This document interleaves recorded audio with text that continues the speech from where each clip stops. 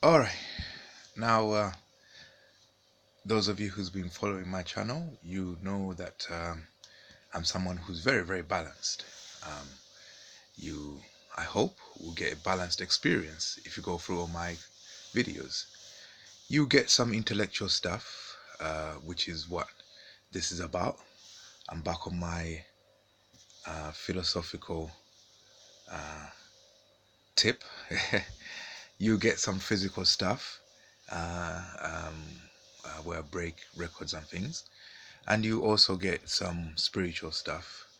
Like I said, I've been considering my existence as a targeted individual in the last couple of years, contemplating on that, as well as doing all the other things that you need to do to be a balanced individual.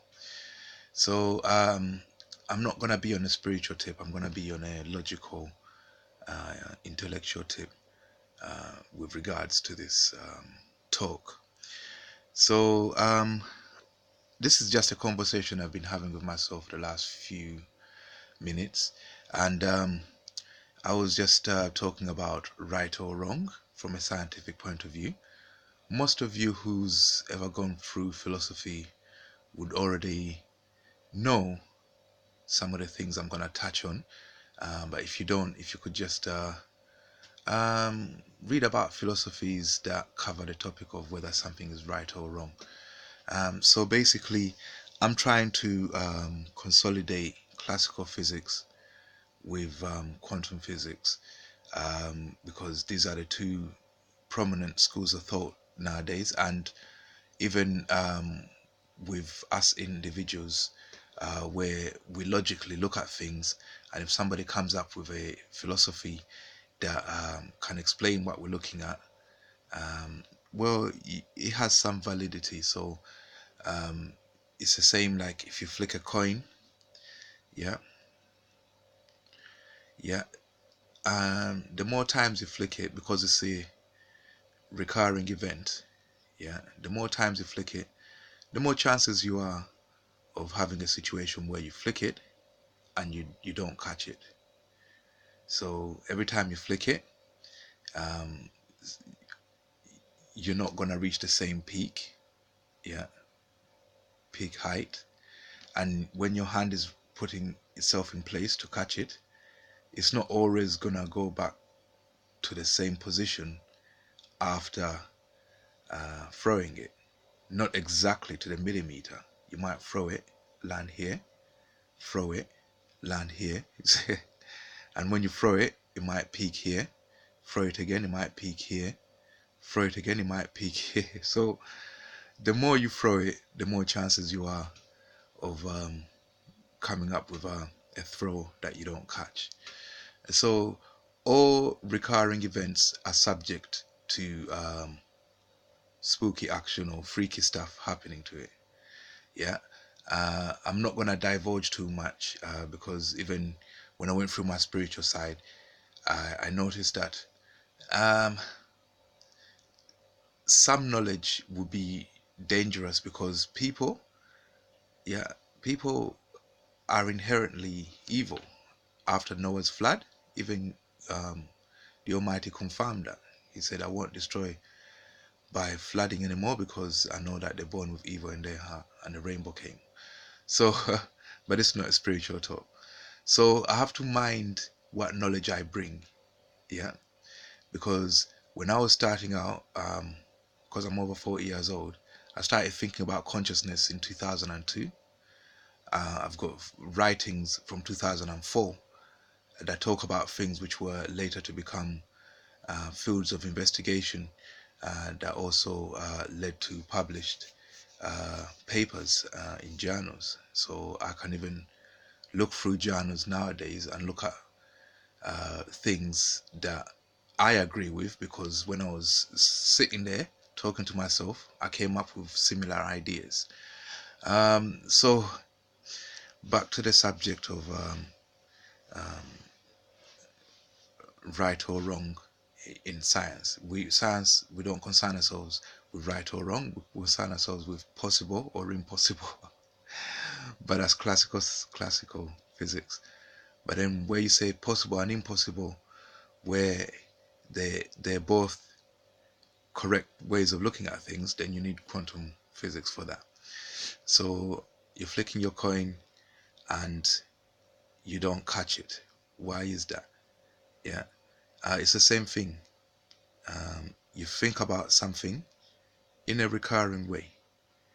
Yeah, every time you think about it, it's the same. You think about it, it's the same. You do that long enough, you start to degrade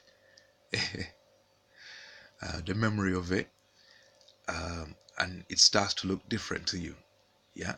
So even when you think, even your thought is subject to this phenomena, which is like a bell curve. Even thoughts are subject to that phenomena. Yeah.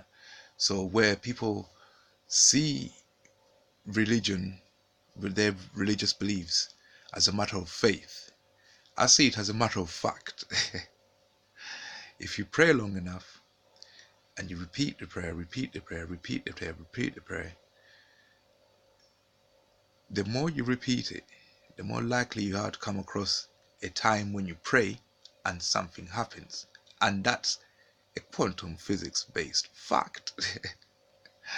It's not a matter of faith, it's fact. So when you pray, you pray, and you have to know that you have to intend to pray forever.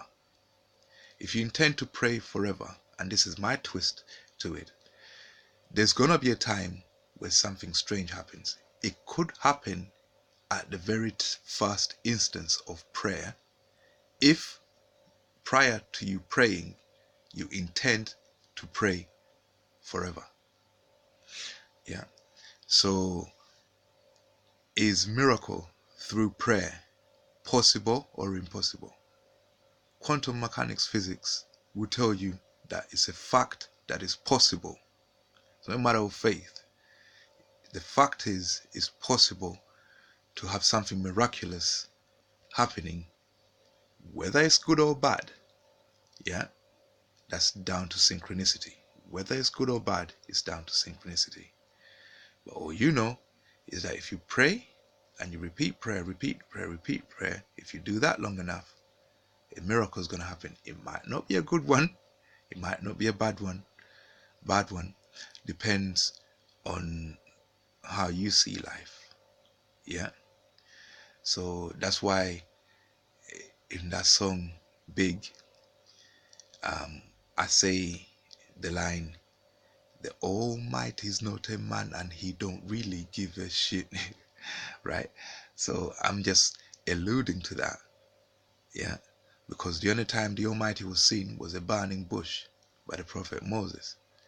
A burning bush is not a man. And you expect something that created the universe to look like, to people of old, they would describe that as a burning bush.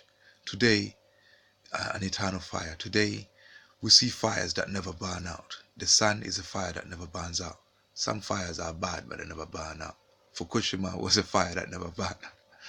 So you expect something that created the universe to be like something that never burns out. An entity, maybe a particle that never... You expect that. So the description of what the Almighty looks like in the Old Testament, to me, as a scientist, I would expect it to look like that if you saw the Almighty. Yeah. Yeah, I just wanted to touch on that, just to let you know that possible and impossible is a better way of looking at things rather than saying good or bad if you're a physicist. But good or bad is also important. Yeah, that's where quantum physics comes into it. Yeah, because when something miraculous does happen, if you're somebody who believes in good or bad, then it will have meaning to you. If you're not, then you can examine that scientifically without all the melodrama and hysterics, and you might come up with something useful. Yeah.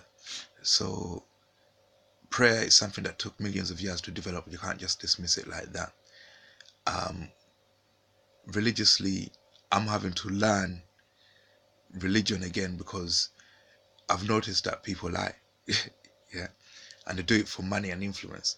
So some of the things I'm realizing,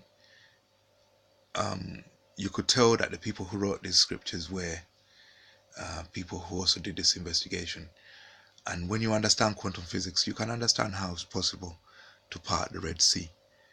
But you have to be someone who's very determined to repeat a process for maybe 40 years like Moses did. But that's also possible. Yeah, that's all I wanted to add. It's gone over 10 minutes. I don't want to use up too much storage.